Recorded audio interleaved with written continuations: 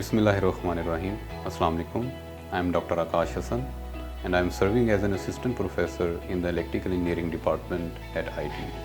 At ITU, I have been teaching electronic devices, electronic circuit design, embedded systems and digital logic design. In electronic devices and circuit design, we dive into the fascinating world of electronics, where students learn to build, design and analyze modern electronic devices that are being used in consumer electronics, telecom sector, defense sector and automobile.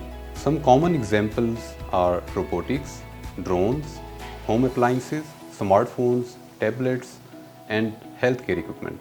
Do you know that there are more computers on Earth than human beings? So it means there are billions of computers all around us and we are interacting with them in our daily life. For instance, smartphones, smartwatch, our home appliances, inverters, microwave ovens, washing machines, refrigerators. These all devices have built-in embedded microcontrollers or microcomputers in them.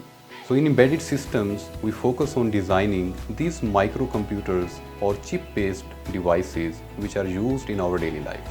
So if you are really passionate about making a better world, then you should be joining Electrical Engineering Department of ITU.